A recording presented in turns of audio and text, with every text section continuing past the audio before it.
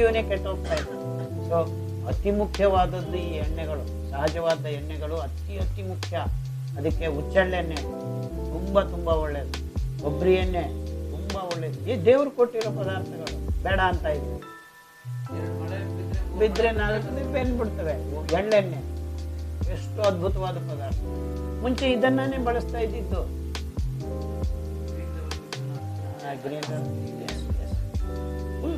Not only in our country, ಬೇರೆ ದೇಶಗಳಲ್ಲೂ ಸಹಜವಾಗಿ ಸಿಗ್ತಾ ಇರ್ತಕ್ಕಂಥ ಎಣ್ಣೆಗಳನ್ನೇ ಬಳಸ್ತಾ ಇದ್ದಿದ್ದು. ಎಲ್ಲಿತ್ತು ಇಷ್ಟಿಷ್ಟು ದೊಡ್ಡ ಪ್ರಮಾಣದಲ್ಲಿ?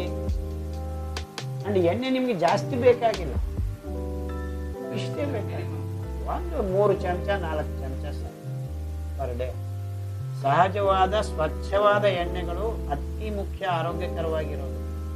ಇನ್ಫ್ಯಾಕ್ಟ್ ಏಜಿಂಗ್ ಪ್ರಾಸೆಸ್ ಅಂತ ಅಂದರೆ ಕೆಲವು ನ್ಯೂರಾನ್ಸ್ ಕೆಟ್ಟೋಗ್ತಾ ಇದ್ದಾಗ ಮತ್ತೆ ಅದು ಮರು ಉತ್ಪಾದನೆ ಸರಿಯಾಗಿ ಆಗಿಲ್ಲ ಅಂದರೆ ಮರುವು ರೋಗ, ನಡುಗೋ ರೋಗ, ಇವೆಲ್ಲ ಏಜಿಂಗ್ ಪ್ರಾಸೆಸ್ಸಲ್ಲಿ ಪಾರ್ಕಿನ್ಸನ್ಸು, ಆಲ್ಝೈಮರ್ಸು, ಪ್ಯಾರಾಲಿಸಿಸು ಇವೆಲ್ಲನೂ ನಾವು ಝೀರೋ ಮಾಡ್ಬೋದು ಮಾನವ ಜಾತಿ ಸರಿಯಾದ ಎಣ್ಣೆಗಳನ್ನು ಬಳಸ್ತೀವಿ.